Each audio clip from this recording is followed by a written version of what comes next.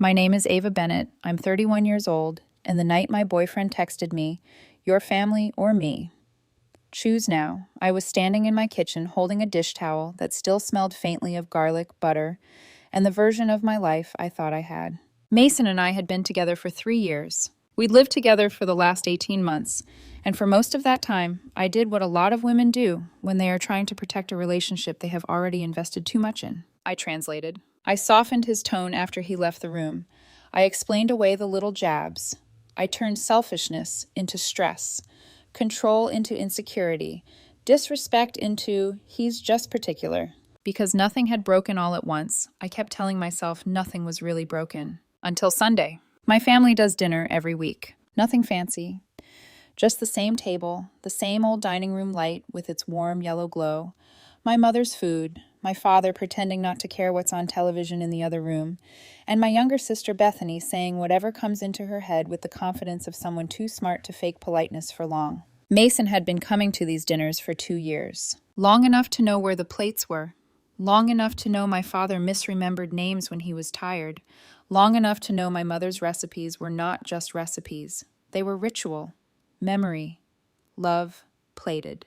He never understood that, or maybe he understood it perfectly and resented it. That night, my mother made her garlic mashed potatoes. Bethany took one bite and actually closed her eyes in appreciation. "Oh my God," she said, pointing her fork like it was making a formal declaration.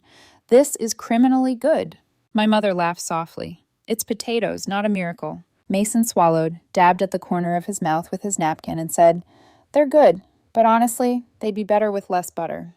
I've been trying to get Ava to eat cleaner." The room didn't freeze dramatically. That would have been easier. Instead, it shifted in that quiet, subtle way rooms do when everyone hears something rude at the same time and decides, all at once, not to make it worse. My mother smiled the way she always smiled when she was choosing grace over irritation. "I'll keep that in mind for next time," she said. Bethany didn't. "Or," she said, setting down her fork, "you could leave them exactly how they are, since they're perfect." Mason leaned back in his chair and gave one of those amused little huffs he used when he wanted to sound above it all. "Well," he said, "some things need updating. Not everyone wants to live in the past." There it was. Not loud, not explosive, just sharp enough to draw blood. My father cleared his throat and asked Bethany something about culinary school. My mother got up to refill water glasses. The conversation lurched forward the way wounded things do. But I had seen Mason's face when he said it. Calm, pleasant even. That was the part people misunderstand about cruelty. It doesn't always arrive angry. Sometimes it arrives smiling. Dinner continued, but something had already gone wrong beneath the surface. I could feel it in my shoulders, in the scrape of silverware against plates, in the heat gathering behind my ribs. Afterward, my mother and I started clearing dishes. Mason stood too, which caught my attention immediately. He was not a jump-in-and-help kind of man unless there was an audience for it. "Let me," he said, taking the large serving dish from the counter. It was white with a thin blue pattern around the edge, one of the few pieces my mother had kept for years. She loved telling the story behind it, and even though I had heard that story 100 times, I still associated that dish with home. Bethany was rinsing glasses. My father was folding napkins because he folds napkins when he doesn't know what else to do with tension. I turned to grab the leftover container from the cabinet. And then, crash. The sound split through the kitchen so hard it felt physical. I spun around. The dish was in pieces across the tile. Sharp white fragments.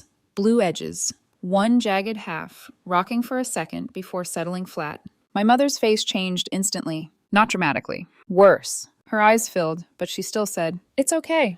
Accidents happen." Bethany stared at the floor, then at Mason. He had one hand lifted slightly, like he had already started rehearsing innocence. "Oh my God," he said, "it just slipped." I looked at him, really looked, and I swear to God there was something wrong in his expression. Not guilt, not embarrassment. Something smaller and uglier. Satisfaction. Just a flicker. So fast, I almost doubted it. Bethany grabbed the broom without saying a word. My mother crouched automatically to help, and I stopped her, taking her arm gently. "I've got it," I said. Mason stepped back, too quickly, like the broken thing was not the dish, like it was us, and he had been waiting to hear the sound. We left 20 minutes later. The whole drive home felt like a held breath. Street lights slid over the windshield in pale bands. Mason sat angled toward the window, jaw tight, as if he were the injured party.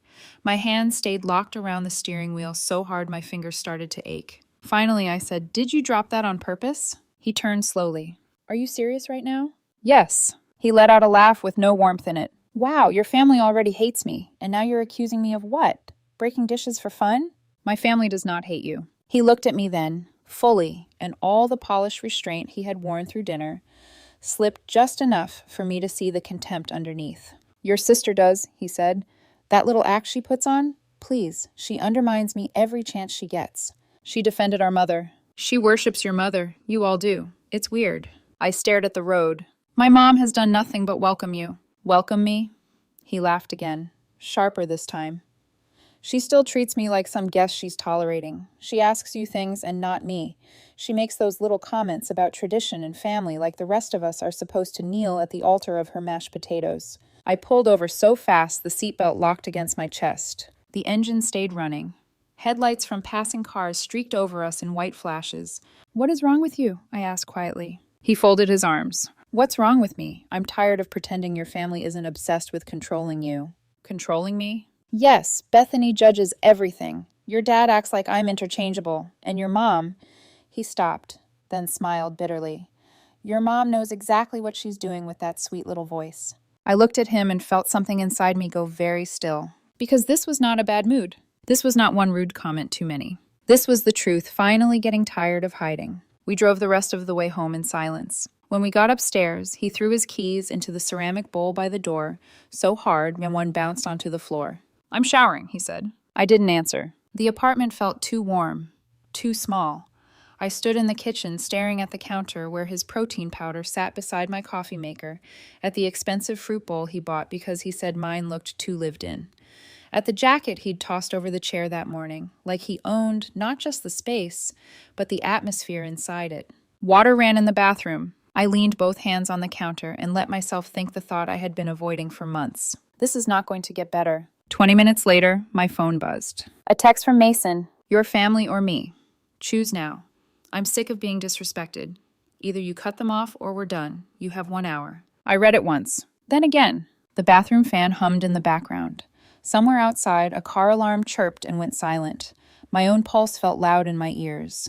3 years. 3 years. And this was what it came down to. Not compromise, not a conversation, not even a fight. A demand. A test. I typed back one word. Family. The reply came so fast it felt like he had been standing there with the phone in his hand, waiting to punish me for answering correctly. "Are you kidding me right now?" I wrote back.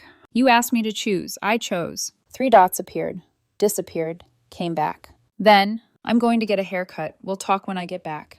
And you better have thought hard about what you're losing." I stared at that message for a long moment. Then I looked towards the hallway, toward the bedroom we shared, toward the life I had been adjusting myself around piece by piece until I barely recognized the shape of my own comfort anymore. He thought I needed time to panic, to chase, to apologize, to imagine life without him and decide it was worse than life with him. Instead, for the first time in a long time, I felt calm. Cold, clear, and calm. Because he had finally said the quiet part out loud. And once someone does that, you can't unknow it. I heard him moving around in the bedroom. Closet door, drawer slide. The practiced rhythm of a man entirely certain he would still be living here by nightfall. I picked up my phone again, opened the Notes app, started a list. Boxes, passwords, doorman, Uber XL. When Mason left 40 minutes later, he didn't even look at me. He sprayed cologne in the entryway, checked his reflection in the mirror, and said, "We'll finish this when I get back."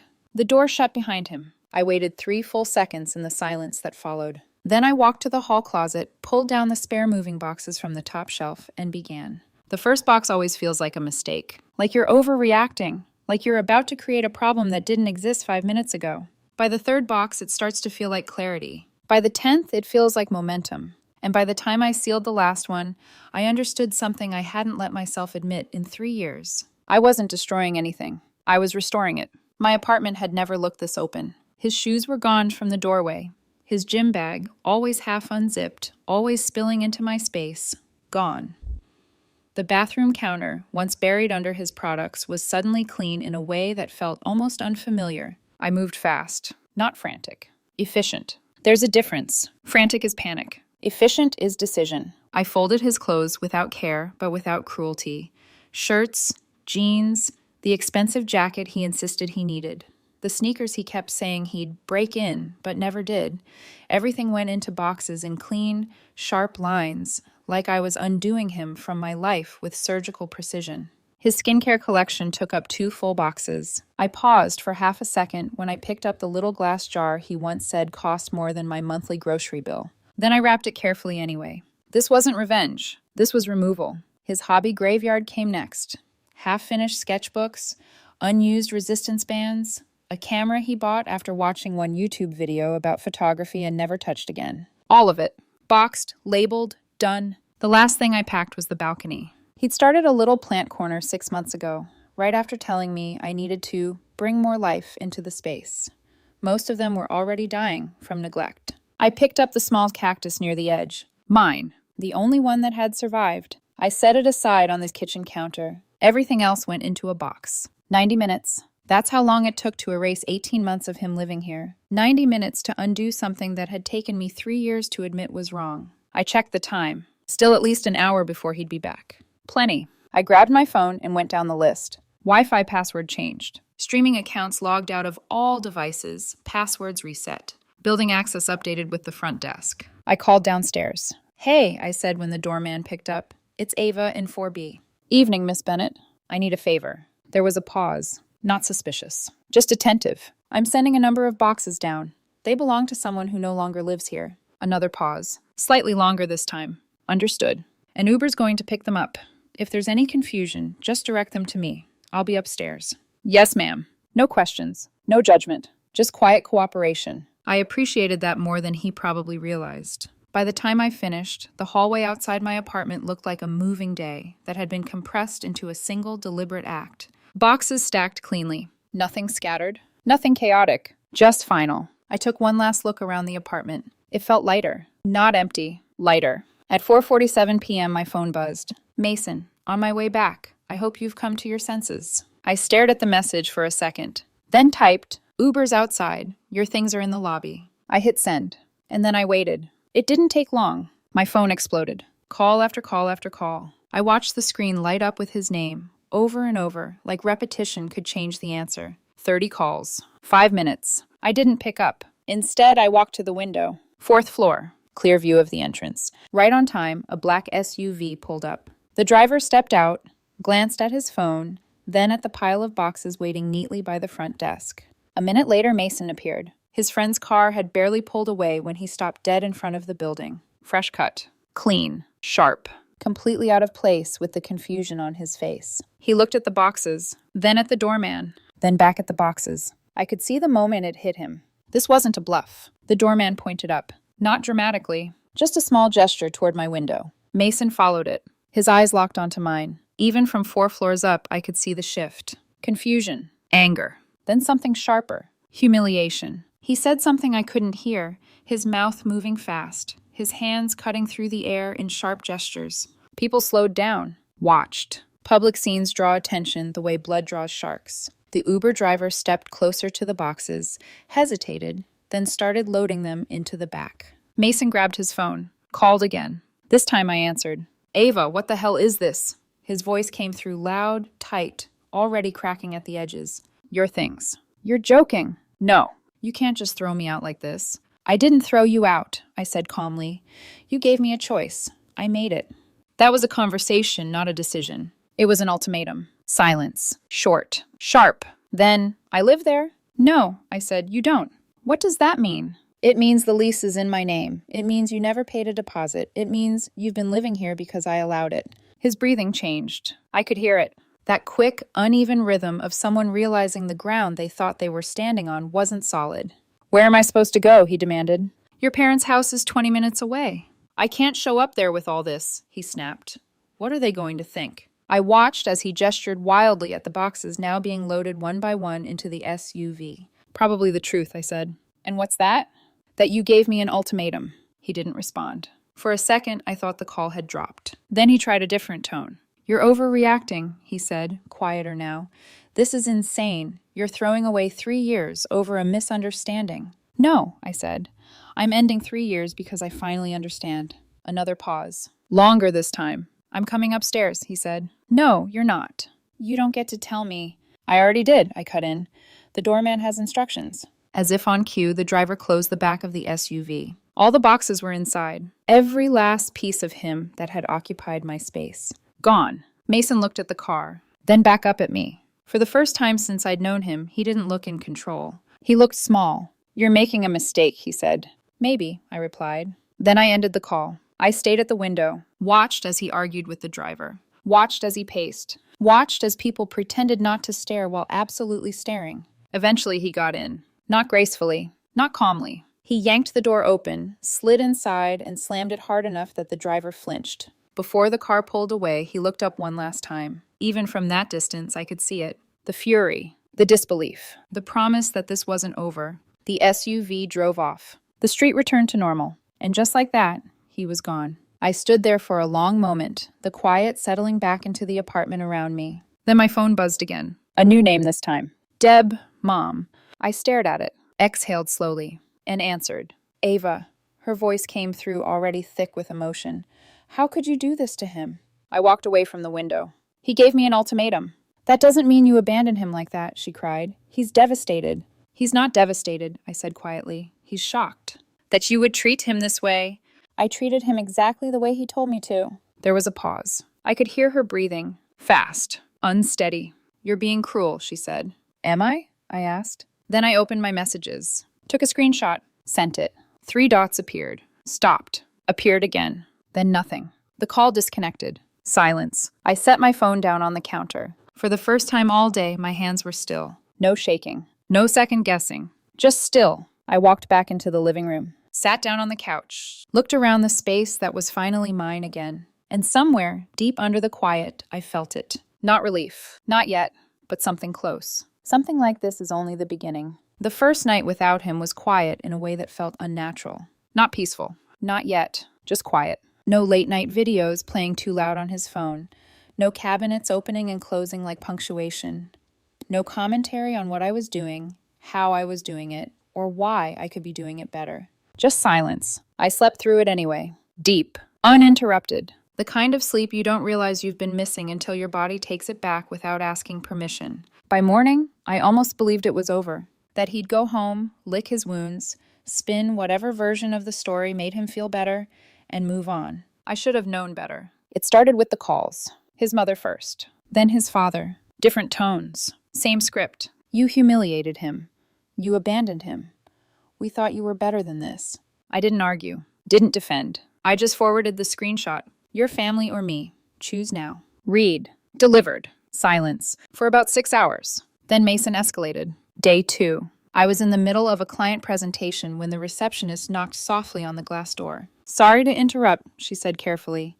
There's someone here saying it's urgent. He says there's a family emergency. My stomach dropped. For half a second, I thought something had happened to my parents. My sister. Anyone. I stepped out immediately. And there he was. Mason. Standing in the lobby like nothing had happened. Eyes red. Face tight. Perfectly dressed. Performing. I need to talk to you, he said, loud enough that people nearby could hear. This isn't the place, I replied. It is when you won't answer my calls. I answered 30 of them yesterday.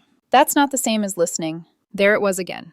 The shift from accountability to accusation. I'm working, I said. You need to leave. His expression cracked. Not fully. Just enough. Ava, he said, voice dropping, pulling in that soft, trembling edge he knew drew attention. Please, this is serious. I held his gaze. Waited. He stepped closer, lowered his voice just enough to make it feel intimate, but still loud enough to carry. I think we need to talk about our future. A few heads turned. I'm not doing this here, I said. You don't get to avoid this, he shot back louder now. You don't get to just throw me away and pretend 3 years didn't happen. I'm not pretending anything. Then act like it, he said. Because right now, it looks like you're running. I almost laughed. Instead, I said, you gave me an ultimatum. And you didn't even hesitate, he snapped. That's what this is really about. You didn't fight for us. I stepped closer, not aggressively, just enough that he had to look at me instead of performing for the room. You're right, I said quietly. That threw him. You didn't leave me anything to fight for. His jaw tightened. For a second, the performance slipped. Then he changed tactics. Again. I told them we were engaged, he said suddenly. I blinked. You what? To get up here, he said quickly. I said we were engaged and there was a family emergency. I let out a slow breath. Of course he did. And now? I asked. Now I'm trying to fix this before you make a bigger mistake. I looked at him, really looked, at the desperation under the control, at the way every sentence bent toward one thing, pulling me back into something I had already stepped out of. No, I said. He stared at me. You don't mean that. I do. You're just upset. I'm clear. You're being stubborn. I'm done. The word landed between us. Heavy. Final. For a moment he didn't move, didn't speak. Then his voice dropped into something colder. You think this makes you strong? I didn't answer. You think choosing them over me makes you right? Still nothing. He let out a short laugh. Fine, he said. You want to do this in front of people? Let's do it. He turned slightly, raised his voice. Ava, I'm trying to fix things between us, he said, loud enough now that the entire reception area could hear. I'm trying to talk about our future and you're just shutting me out. I felt it. The shift in the room. Attention. Curiosity. Judgment. The beginning of a narrative being written in real time. So I stepped into it. Calm. Steady. Controlled. You're not trying to fix anything, I said. You're trying to control the outcome. That's not fair. You gave me a deadline, I continued. You told me to choose between you and my family within an hour. He froze. Just for a second. Long enough. I didn't mean it like that. Then how did you mean it? Silence. Because there was no version of that sentence that sounded better out loud. I was emotional, he said finally. So was I replied. I just didn't use it as leverage. A few people shifted. Someone coughed. The room was listening now. Not to him. To me. He felt it. I saw it in the way his shoulders tightened, the way his eyes flicked around, recalculating. Then he stepped back, smiled, but this time it didn't reach his eyes. This isn't over, he said quietly. No, I said, it is. He held my gaze for one long second, then turned, walked out. No scene, no shouting, just a controlled exit. But I knew that look. That wasn't acceptance. That was strategy. I went back into the conference room, finished the presentation, answered questions, smiled when appropriate, spoke when needed, and the entire time there was a single thought running quietly in the back of my mind. That wasn't closure. That was escalation. It got worse that night. 2:13 a.m. My phone buzzed. Not a call. A notification.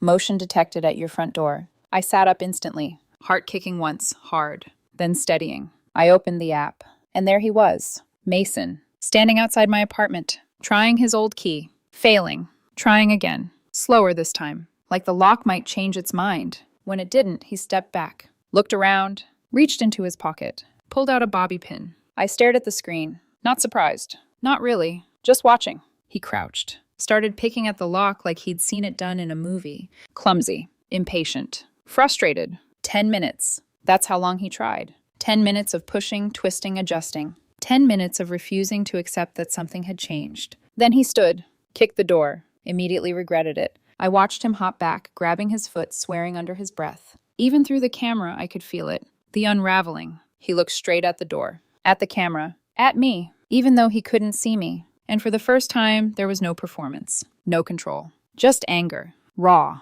unfiltered. Then he turned and walked away. I locked my phone, set it down, and stared into the dark. This wasn't heartbreak. This wasn't someone trying to fix something. This was someone who had lost control and didn't know how to exist without it. I lay back down. Didn't sleep, just listened to the silence, and understood something I hadn't fully let myself admit before. This wasn't going to fade out. It was going to build. And if I didn't stay ahead of it, he was going to turn this into something much worse. By day 4, it stopped feeling personal. That was the shift. Up until then, everything Mason did, showing up at my office, trying to break into my apartment, still felt like it belonged to us. A breakup spiraling out of control, something contained, something that could still, maybe, burn itself out. I was wrong, because the moment he couldn't get a reaction from me directly, he went public. It started small. A notification from a number I didn't recognize. Hey, random question, did you hire Cole Construction recently? I stared at the message. No, I replied. Because there are posts and reviews tying your name to them, and people are saying you tried to damage the business after the breakup. That landed cleaner. Direct hit. I opened Yelp and Facebook, and there it was. My name, mentioned in a mess of 1-star reviews, neighborhood posts, and fake complaints. I had never hired them, never even dealt with them, but I knew exactly where it came from. Mason's father, Cole Construction. I scrolled. Different accounts. Same pattern, same timing. All built to make it look like I was unstable, vindictive, dishonest. Not enough to destroy me. Just enough to create noise. To plant doubt. To force me to defend something I never did. I closed the app. Didn't respond. Because that was the point. Reaction. Engagement. Validation. He wasn't just trying to hurt me anymore. He was trying to rewrite the narrative. And when that didn't get him the attention he wanted, he escalated again. The rumor reached me through someone who didn't even realize what they were delivering. A neighbor of his parents. Her son and I had gone to school together years ago. She messaged me casually. "Sweetheart, I heard about what happened. I hope you're okay. No one deserves to be cheated on like that."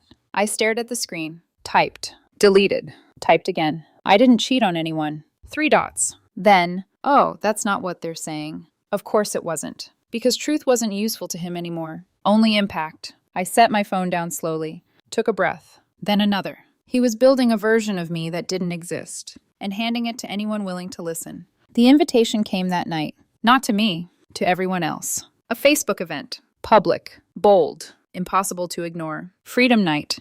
Celebrating my escape from toxic love. Hosted by Mason. Location? A bar, downtown. Time? Saturday night. Description. After years of emotional manipulation, I'm finally choosing myself.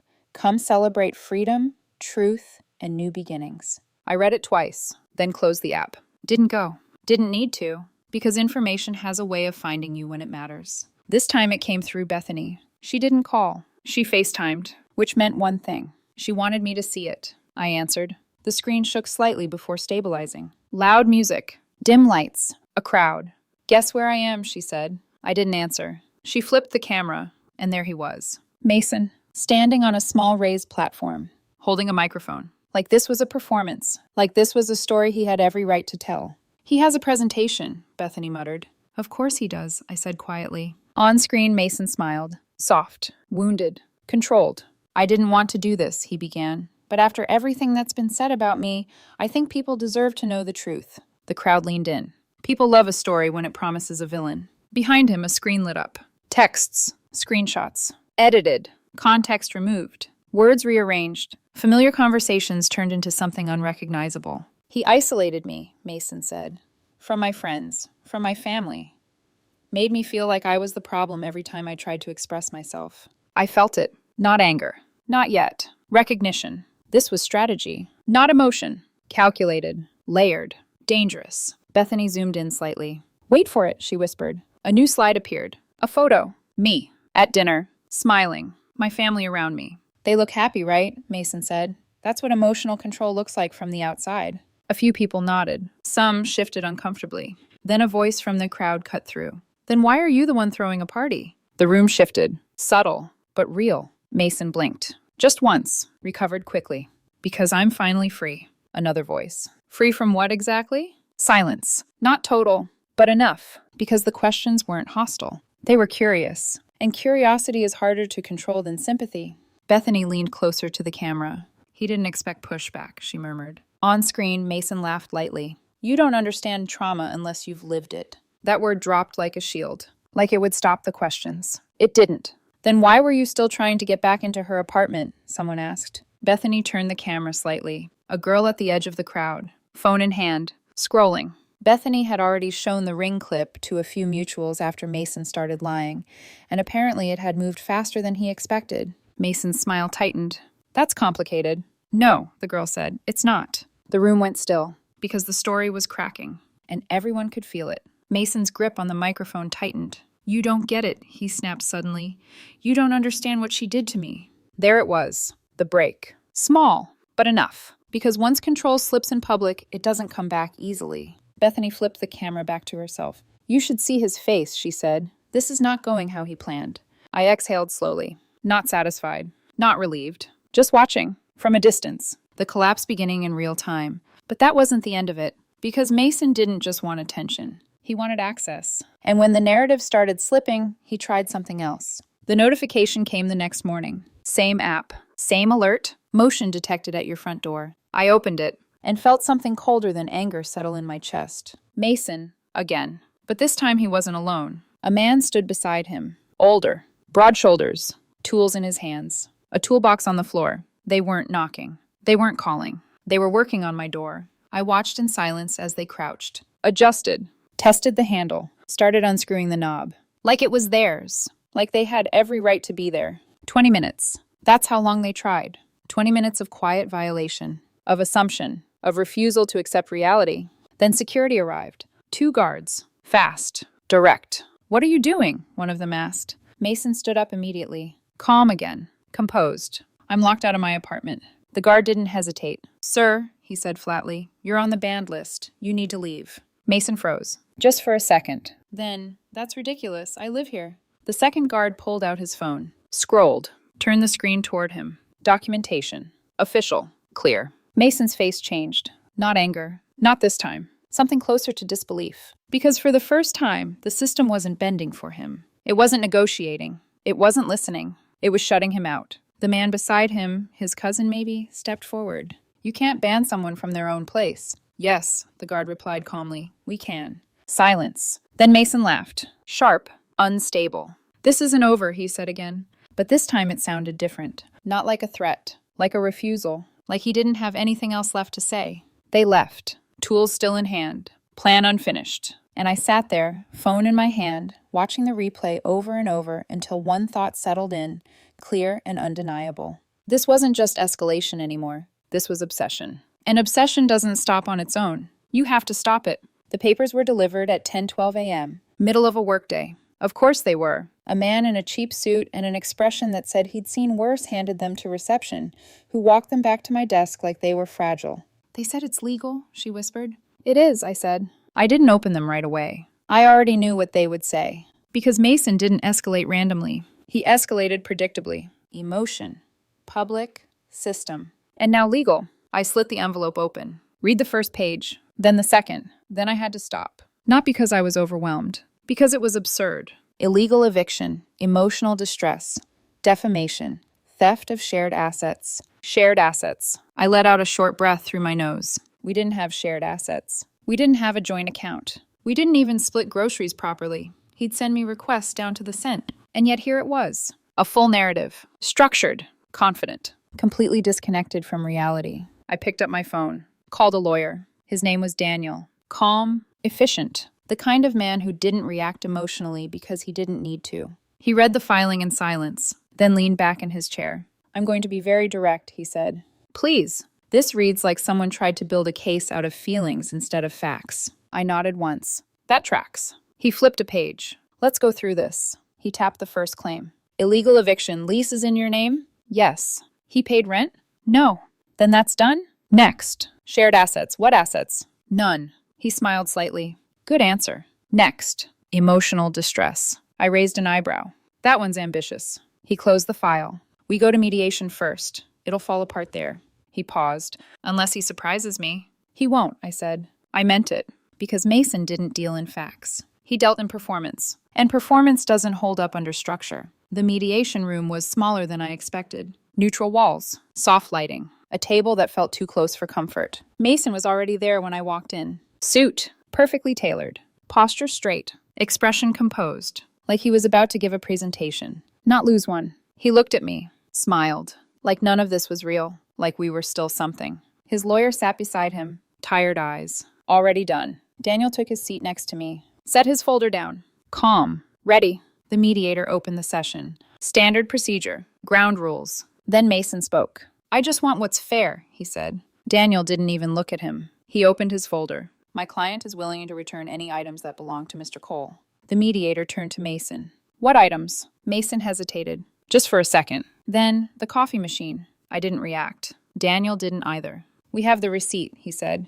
"Purchased by my client prior to the relationship." Silence. Mason shifted. "The couch. Also purchased before the relationship." Pause. 3 years of emotional labor. The mediator blinked. "I'm sorry, what?" "My time," Mason said. "My investment in the relationship." Daniel closed his folder slowly. "That is not a legal asset." Mason's jaw tightened. He reached into his briefcase. Pulled out a folder. "Then I have evidence." He slid papers across the table. Printouts. Screenshots. Fragments. Daniel glanced at them. Then at me. Then back at the mediator. "These are messages about pizza," he said calmly. Mason leaned forward. She said, "What's mine is yours." The mediator pinched the bridge of his nose. "That is not a contract." "It's intent," Mason argued. "It's dinner," Daniel replied. Silence. Heavy this time. Because the performance was starting to crack. And everyone could see it. The mediator turned to Mason again. "Do you have any actual documentation of shared finances, agreements, or ownership?" Mason hesitated. Then she said she loved me. The room went completely still. Not awkward, not tense. Done, because there was nowhere left to go. Even his lawyer exhaled sharply. Then came the mistake. The one thing he shouldn't have said. I have recordings, Mason added quickly. Conversations. Proof. Daniel's head lifted slightly. Recordings? He asked. Mason nodded. I've been documenting everything for months. Daniel leaned back. Slow, measured. Did my client consent to being recorded? Mason didn't answer immediately. Because he didn't know. Because he hadn't thought that far. No, he said finally. Daniel closed his folder. That's illegal in this state. Silence. Mason's lawyer looked at him. Really looked at him for the first time. And I watched the exact moment he realized this case wasn't weak. It was dangerous. For his own client. The mediator cleared his throat. I'm going to suggest a recess. They stepped out. 5 minutes? 10. 15. When they came back, everything had changed. Mason didn't look at me. Didn't smile. Didn't speak. His lawyer did. We're withdrawing the case. Just like that. No argument. No negotiation. Collapse. But Mason couldn't leave it there. This isn't over, he said quietly. I looked at him. Really looked. For the first time since all of this started, he didn't look in control. He looked lost. You made me do this, he added. Even his own lawyer flinched. The mediator didn't respond. Didn't need to. Because the session was already over. I thought that would be the end. I was wrong. Again. Monday morning. Office. Normal. Almost. Until Garrett showed up at my desk. Grinning. Guess who I matched with this weekend? I didn't need to ask. Don't, I said. He blinked. Don't what? Finish that sentence. He frowned. Why? I looked at him. Steady. Because sometimes people need to see it, not hear it. Because if it's who I think it is, I said, you're not going to enjoy how that story ends. He laughed. Light. Dismissive. You're overthinking it. By Wednesday, he wasn't laughing. He came back. Different energy. Shoulders tighter. Eyes uncertain. Hey, he said, can I ask you something? Sure. He leaned in slightly. Is Mason okay? I didn't answer immediately. What happened? I asked instead. He exhaled. 3-hour date, he said. Guess what we talked about? I didn't say anything. Not me, he added. Not him. Not anything normal. Pause. You. Of course. All 3 hours. I leaned back slightly. Yeah, he said. Detailed. Specific. Intense. He shook his head. He asked if you ever talk about him at work. I don't. That made him mad. I'm not surprised. He threw a drink at me. I blinked. What? Water, Garrett said quickly. Still. He rubbed the back of his neck. Then he asked if I could get into your office computer. Silence. Cold. Sharp. Yeah, he said. That was my reaction too. What did you say? I left. Good. I blocked him. Better. He hesitated. He's messaging me on LinkedIn now. Of course he was. Because boundaries don't exist to people like Mason. Only obstacles. We're taking it to HR, he said. Good, I replied. Another door closed. Another path cut off. Another attempt failed. I thought that would slow him down. I was wrong. The message came that night. Unknown number. Simple. We need to talk. It's about him. I didn't respond. 5 minutes later, I'm not on his side, I promise. Pause. Then, my name is Lena. I'm his best friend. I stared at the screen. Considered. Then typed. Public place. 6 p.m. Coffee shop on 3rd. She replied immediately. Thank you. She looked exhausted. That was the first thing I noticed. Not nervous. Not defensive. Just tired. I'm sorry, she said as soon as she sat down. For what? For not saying something sooner. I didn't respond. Just waited. Because people tell you everything when you don't interrupt them. He's not okay, she said.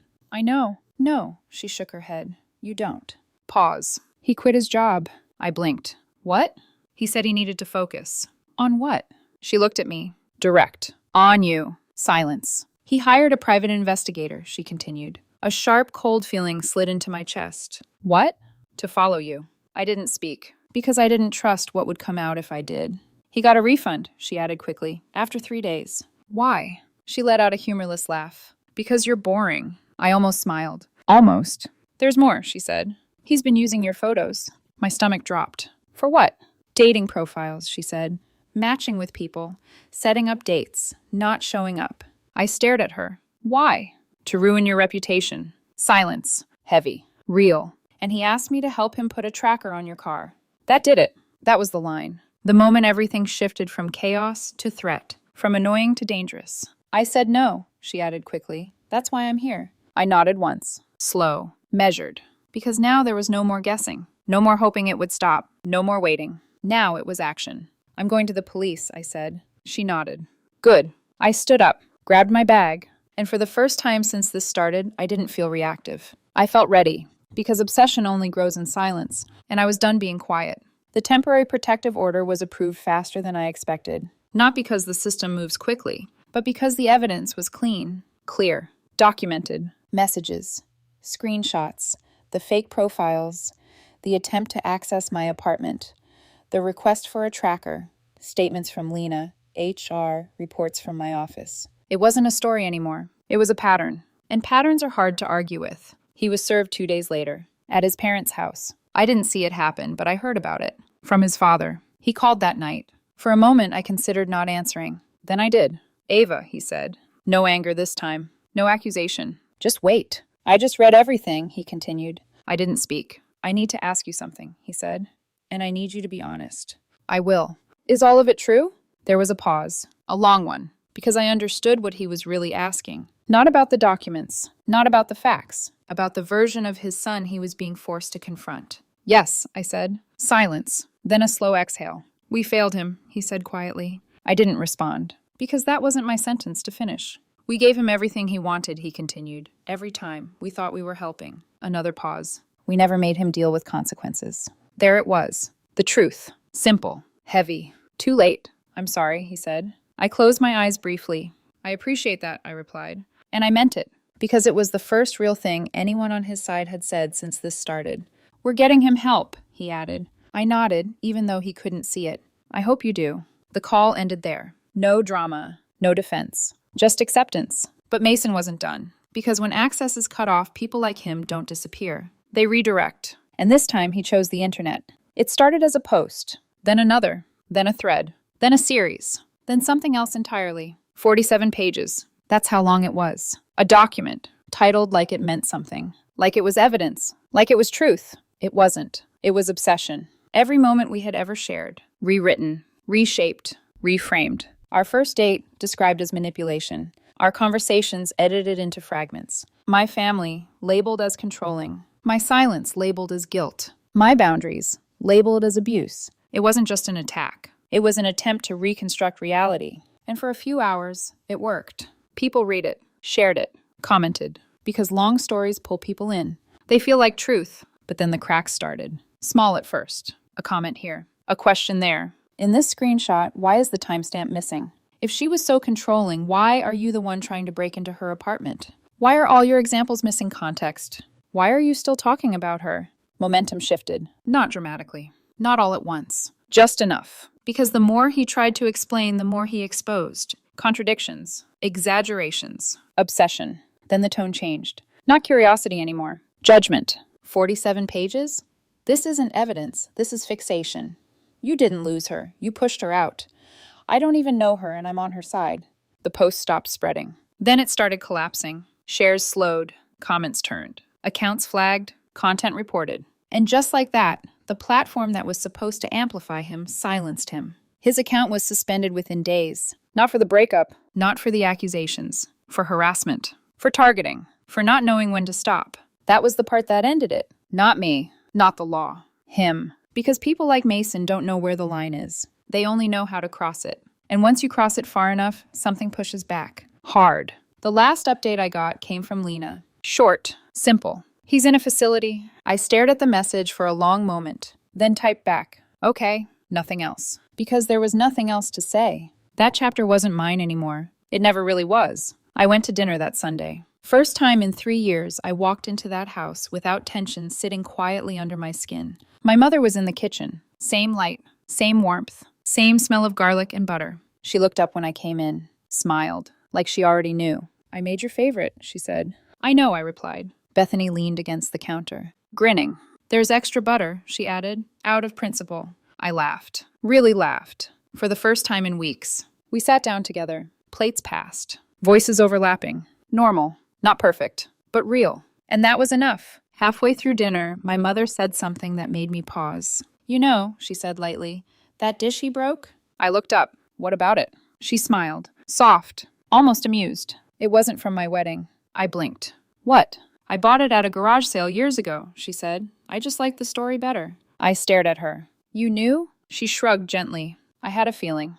"Why didn't you say anything?" She reached across the table, rested her hand over mine. I didn't need you to defend the dish, she said. I needed to know you'd defend yourself. Silence settled for a moment. Not heavy, just understood. And in that moment, everything clicked into place. The dinner, the comment, the dish, the ultimatum. It was never about any of those things. It was about choice and what you're willing to lose to keep something that's already breaking. I looked around the table, at my family, at the space that had always been there, even when I was too distracted to see it clearly. And I knew, without doubt, without hesitation, I chose right. Not perfectly, not easily, but correctly. And that was enough.